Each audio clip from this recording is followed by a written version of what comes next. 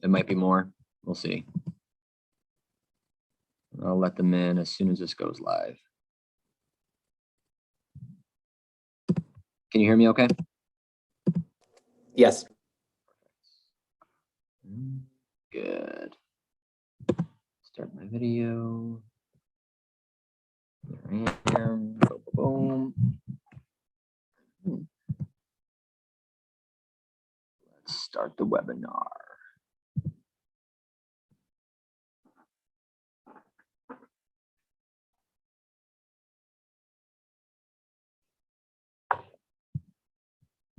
All right, the people should be rolling in now.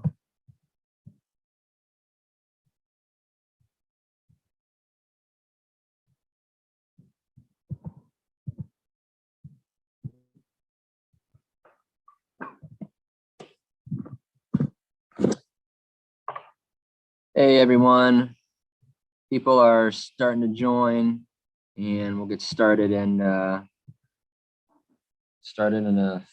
few moments.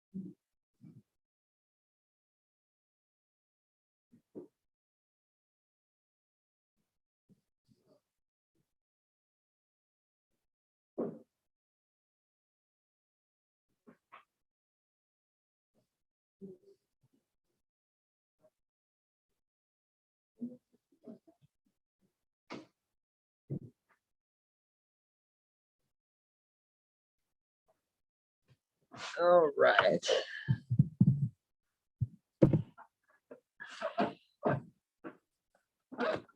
All right, everybody. We are nearing 18 attendees. 19 now, 21. Here we go. It's trying to get a few more. Just give it another minute. Maybe I know the registration process or the registration prompt for Zoom added maybe an extra minute there or two. So thank you for doing that. It's just easier to do it that way to track who's watched the presentation, so we can make sure that we know that we can get everybody to watch this, because we have to vote on it. We have to vote on it too. So what else was I going to say? Let's just get started. So this is something that we have to do every year for the past, geez, I don't know how many years, we have to vote on the assessment plan for next year. And so I'm going to turn over to Mr. T in a second, but essentially the run of show will be, I'm going to look at some data that's informed the thinking around the development of the plan, and talk about and propose the plan for next year, which doesn't look too different from this year. I'm hoping the year looks different and that it feels a little bit more normal, but the assessment plan doesn't look too different. And one of the things Gary will talk about, and I'm excited to share, just because it seems like CPS has turned it up has leveled up a bit in terms of how they are organizing the information in the plan and also the tools that they're giving the schools to put together an assessment plan. So I'm excited that we're going to be able to share that. Looks like we're at 24 participants now. We're doing this live on YouTube. That's if we got over 100. So we're live. We're live too, so that's fun. All right, Gary, I'm going to turn it over to you to go over the plan. There's a question and answer tool at the bottom. You can go ahead and submit your questions as they come up or respond to them, and tell colleagues who could not in other meetings or who could not watch the day that this is on demand. We'll be sharing with staff, and it's a must see, so we can be informed on the vote for the plan for next year. All right, Mr. T, all you. Hey, everyone. Let's get to it. So the Schurz assessment plan. So where are we at? So first of all, I want to show you guys, these are the benchmark scores for our where we need to get to. It starts off in 8th grade. Most students don't take the PSAT in 8th grade, but this is where the score needs to be at the end of 8th grade. So then by the time that they finished freshman year, they grow about 20 points in both the math and the reading. And so we see that 430 is at the end of 8th grade level. So let's see where we were at in the last 4 years. So I just want to mention, so these are 4 years. These are the years of graduation. So class of 2008, 2019, 2020, 2021. Class of 2020 took the test in 2019. And that means that they were pre-pandemic. So the only class so far that I have scores for that took it at the beginning of this year was the class of 2021 that is graduating this year. So if we see here, this is the benchmark score up here for EBRW or for reading. We started off at 450 in 2018 and we have consecutively gone down and we're at a 480 now. So 425, which is we're farther away from the goal of 480. In math, we started off at 435 in 2018, went up 2 points, and then went down all the way to 425, and now at 419. And we need to get all the way up to 530. So thinking about we are not going in the right direction, and we need to think of a new plan. This is by race. We've been talking a lot about our culture diversity and making sure that we are equitable in all classes and in all different ways. So this is the data by race. The yellow is marking that the students that actually made benchmark or above. And so we see during this test, we had 4 Asian students that took the test, and these are their average scores. And so 3 out of the 4 students actually scored at above in most of these years, as well as for reading, we had a small group of white students that made it. And then for multiracial, NAM is Native American, just so you guys know. But we see that the scores are not, they've been going down as we see the other trend for the total school. And our African-American students are in math is just, this is very dismal at a 369 average. So that's getting closer to like a 5th grade level if they scored it all the way down that low. This moving across here, it's just so making sure that we are thinking about how we're representing our different students, and then thinking about also as we're going through this, what cultural awareness that we might need to learn about so that we can really help our students and make them feel more connected to our subject areas.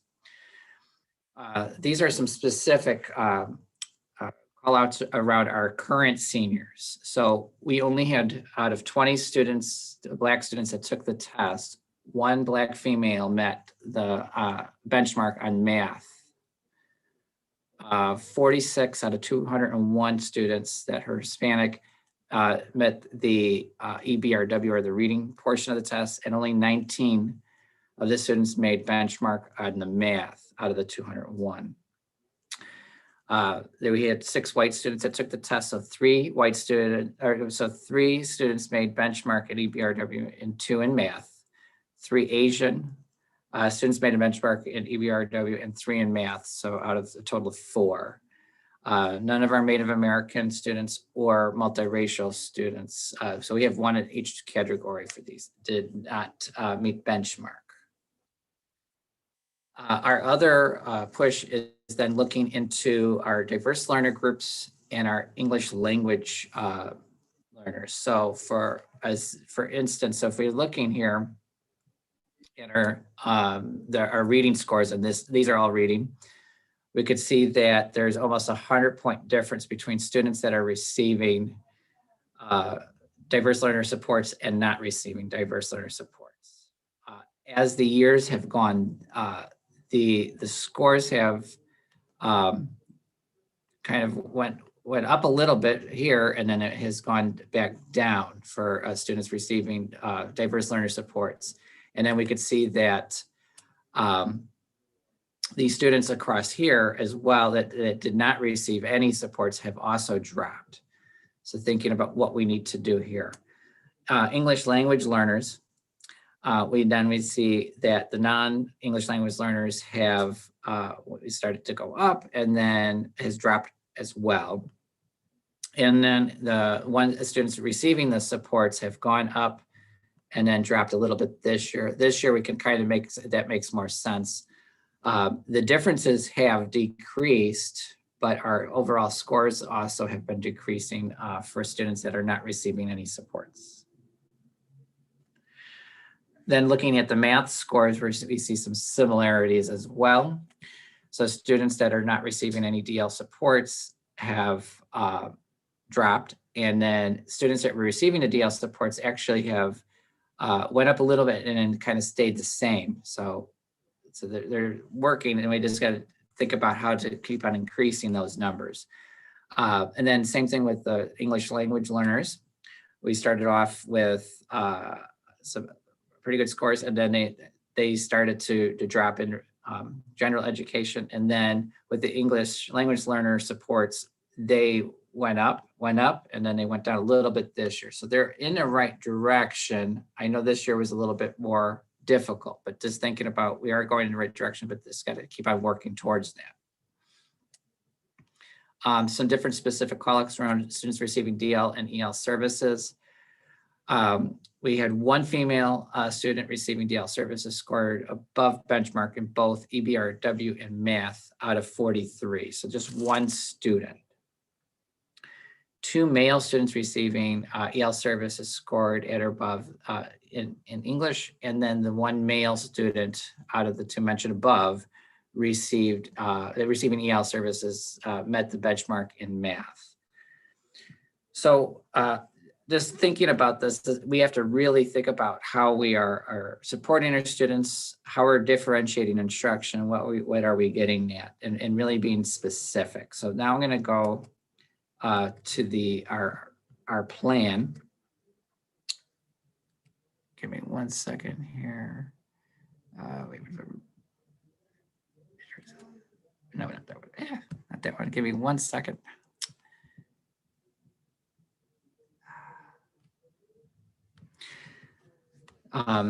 So this is our assessment plan. So I'm going to just go over. So what they've done is they've asked. So Gary, let me interrupt you. So it's not presenting. So maybe you have to. You're presenting. Oh, okay. Let me stop sharing and let me. Yeah. Okay, give me 1 second. Sorry about that, everyone.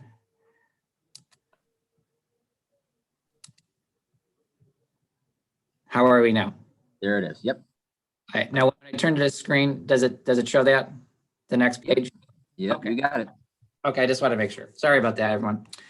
Okay, so what we've done is we looked at that data and like what can we do? So the city is offering interim assessments, and they're also offering common unit assessments as well for this first section. So when you see the whole plan, we thought maybe the interim assessments might be a bit much, as we also don't want to overwhelm our students. We don't want to overwhelm our teachers.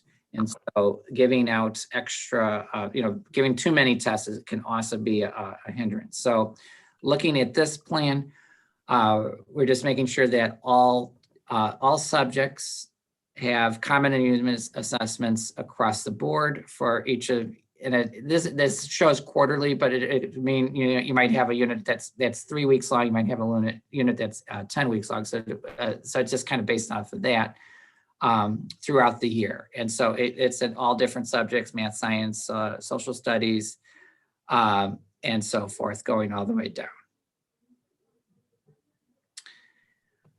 Moving on, section 2. So section 2 here is literary assessment. So what they have done is they've created this universal screener. So this allows us to kind of see where the kids are at the beginning of the year. So none of our kids, except for our juniors right now, just finished taking the SAT. So we'll have those kids' scores, but we won't have anyone else's scores. So what we'll have is a universal screener that we'll take in, there's for English and for math, and both of these are in Spanish as well. So this will allow, for this universal screener, it will allow us to determine where they're at. So if it's in Spanish, like I was thinking really about the math class as well, we'll understand where they're having if they're really doing well in math, but then what they know, and then we can kind of, then we could talk with the teachers and have a nice, good plan to figure out what supports they need for the English language supports.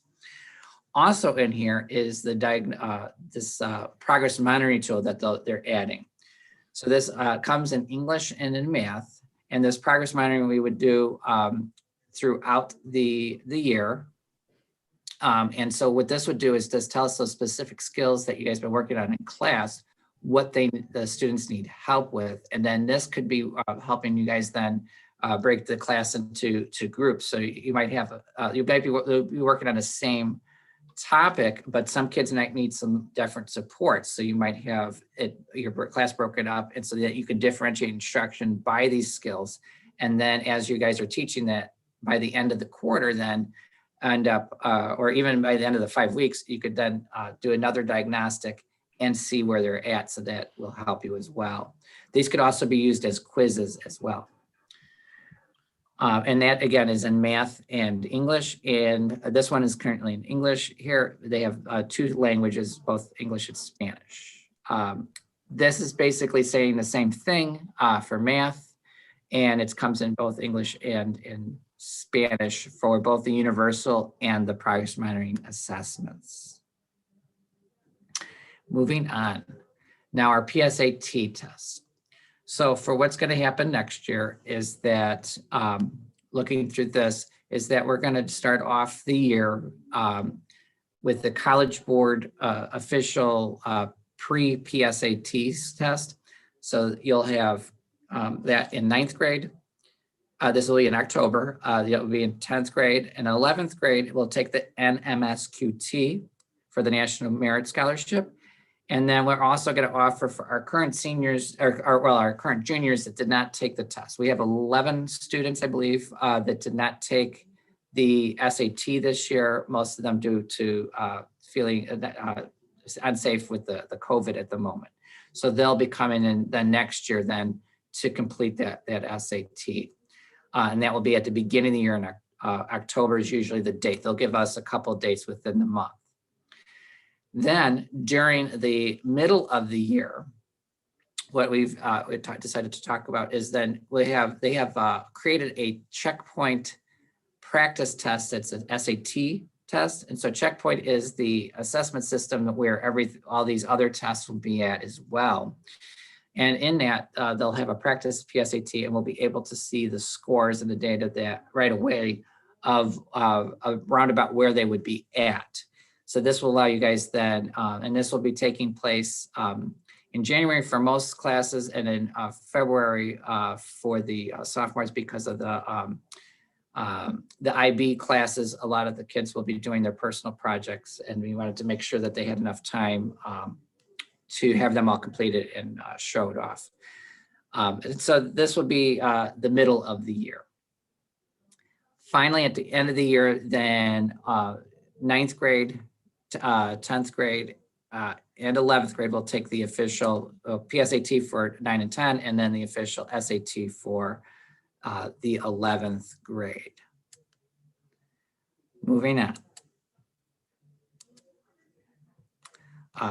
This is just saying other assessments. We did not put any in here for the fact that you guys are you're going to be either doing your own test or one of these progress monitoring tools or the SAT or depending on your subject like AP test.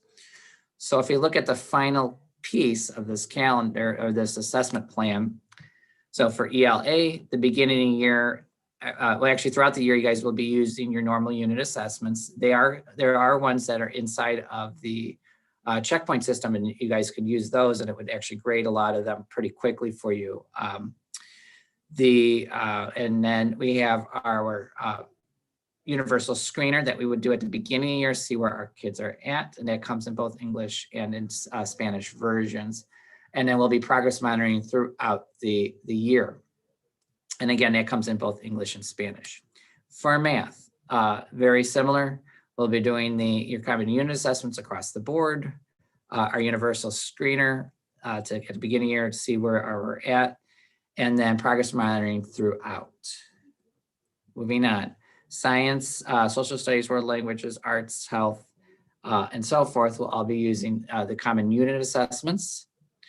And then the math and English teams can share with you guys, and it actually would be on the checkpoint system of how the students did in the on the universal screener and then on their own progress monitoring tool, so that you could kind of see like what skills that you could help to add to their learning. Finally, is the the PSAT, like I said, that's the business basic piece here. And then all students throughout the year, then we have reach throughout the year. Obviously, we haven't heard everything from union and everything with agreements as we're coming into next year, but if everything kind of goes as normal for next year, definitely with that to reach different throughout the year. And then at the end of the year, we'll have DLM for students that are in a cluster. And then the 9th, 10th, and 11th grade will take their SAT or PSAT or SAT. And then grade 11 will take their Illinois Science Assessment. And then also additional tests that some of our kids take are definitely the AP tests for grades 10 through 12, the CTE summative assessments, IB projects for 9 through 12, access testing, and the EL screeners at the end of the year as well. So those will be all of the different tests, and that completes our assessment. I will be sending out after this a voter Google sheet, and then you'll have to Friday to complete it. Dr. Rodriguez? Thank you, Mr. T. So we got one question in right now about common assessments being content or skills based. If they are, these are the assessments I believe we're talking about were developed by the course teams, right? The embedded curriculum unit-based assessments, right? And so, those are, from what we've traditionally seen, are a blend of content and skills, depending on the body of standards that you're addressing. So the question Q&A is open. Throwing some questions. I'll highlight a few of a lot of this stuff is the normal stuff that we do, right? Oh, where's my camera? There it is. A lot of it's the normal stuff we do. The PSAT, in the fall, right? The SAT and the PSAT in the spring. The reach performance tasks, those have been around for a while, part of the assessment landscape for a while. I think one of the differences here is, so one of the tools that CPS is putting out there is this progress monitoring tool. So for diverse learner teachers in the room, for the past couple of years, we've used the STAR assessment. So the assessment for literacy and numeracy spits out grade level information. It's a great progress monitoring tool. CPS is putting an RFP out to companies to develop a kind of a CPS based progress monitoring tool. And that's the when Gary was talking about the ELA and math progress monitoring tools, that's what we're referring to. And I think, I mean, you know, from what the board is putting out, it looks like there's a lot of opportunity there. And I think the way it's written in the plan, it's flexible, right? It's flexible enough for us to use and test out as a school and see what it provides to us. The interims, not so much flexible, which is why we've left them out of the plan this year. We don't know exactly what those interims are going to look like, but kind of based on the data that Gary had shared at the beginning, progress monitoring, making sure that we have our finger on the pulse of how kids are growing throughout the year is really important. And have a tool, especially for free, available to our disposal to do that, I think is a smart thing. So I'll make a quick CIWP connection here. We've been going, a lot of the talk we've been doing has been around balanced assessment and grading or grading practices. We're going to go into differentiation and that stuff. Our first priority was really around cycles of inquiry for course teams and teachers to get together to talk really specifically about how students are progressing.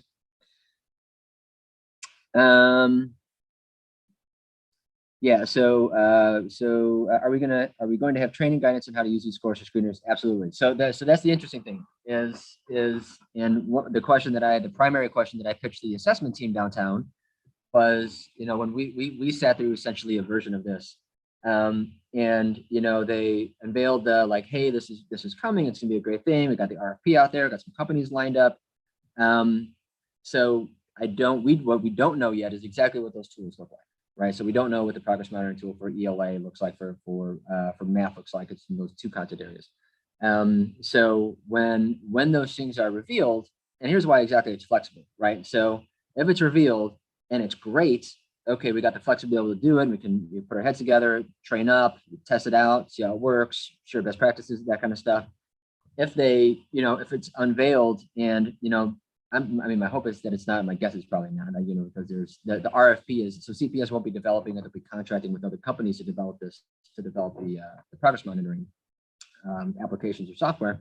If it turns out to be really bumpy and not quite ready for rollout or implementation, it's still flexible enough that if folks want to try it out and use it in the classroom. But if we say, hey, listen, this is really not working, it's not something we have to commit to use it.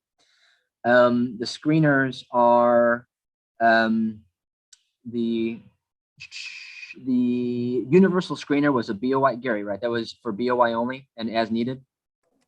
Yeah, the universal screener was for BOY only, and I'm waiting for them to get back to me because I was thinking about we have kids transfer in throughout the year. If we were able to still use it, even if we don't do it right at the beginning. So that's why I'm still waiting to hear from them. As I was just thinking, what if a kid comes in January? Can we use the universal screener for that kid? Because I think that would be important for the teachers to know, okay, here's the deficits, here's what they're good, and then you can kind of make plans accordingly.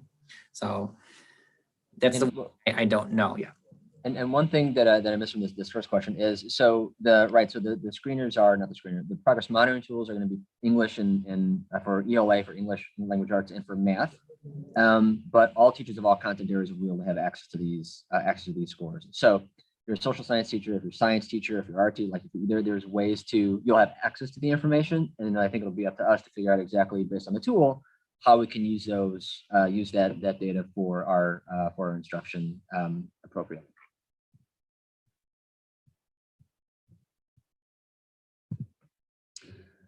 What is CPS and Schurz administration forecasting as far as student academic progress or potential remediation methods might be enacted? Yeah, so enacted at the start of 2021-22. How will the initial universal screener test results be used by all teachers? So great question. So I think part of it is knowing what the tool is, right? And so that's what has to be shared with us. So what exactly does that universal screener look like? What kind of information does it produce? One thing that they did say, like I said earlier, is that information will be accessible to all teachers. And so I think that's one thing that we have to see, right? So exactly what kind of information does it spit out? What do the items look like? How long is it? That kind of stuff. And then we can get a better sense of exactly how that's going to, how we can use it as a staff. I mean, you know, we've all used diagnostic assessments in, you know, in some form or fashion, whether they're, you know, the, oh geez, what was the old English teacher with the Gates McGinnity or whatever it is. And they all kind of spit out different things. So part of it is we gotta figure out the tool has to be revealed to us, revealed or maybe established or shared with us. And then we have to make sense of it for ourselves and see exactly what it spits out. So as far as potential remediation methods, we were informed today at a network meeting that over the course of the next 3 or 4 weeks, there's going to be a series of webinars that we're going to be invited to talk specifically about that stuff. Even more specifically about the funds that are being allocated to schools through the ESSER stimulus. These are the funds also that we are targeting for participatory budgeting. So they're coming out with those guidelines soon. They are focused on kind of learning loss and supporting students in supporting schools and teachers and students in addressing learning loss. So in terms of methods right now, I think there's more material, right? The material support in terms of the funding, but what CPS is going to act as at large for remediation. You know, I don't know what they're doing. We are engaging the broader school community, staff, students, parents, and community members in developing what those ideas could be. So, you know, I sent the form out to if you want to have a seat at the committee for the participatory budgeting steering committee to help us do the outreach and gather ideas. But all those will have to be tested against whatever criteria CPS sets out about how we use those funds. So we're getting the committee together and we'll be ready to go when those guidelines are shared with us.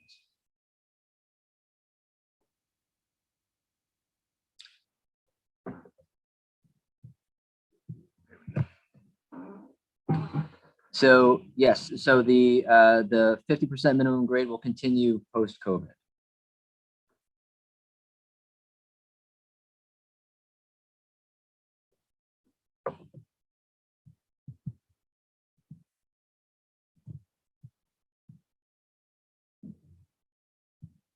Other questions?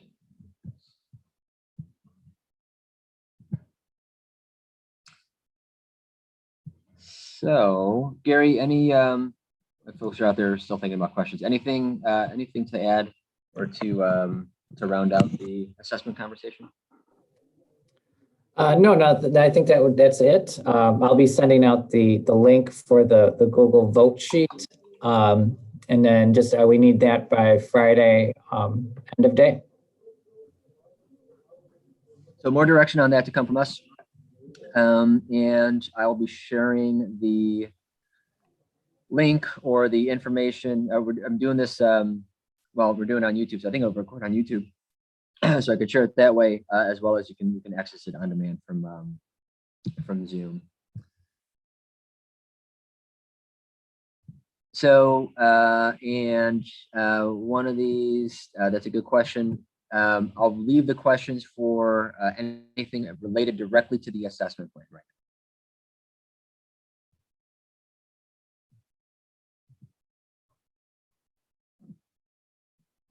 now. All right. So with that, feel free to email myself, Mr. Jasinski, any member of the team about the plan, and we'll be sharing the voting information shortly.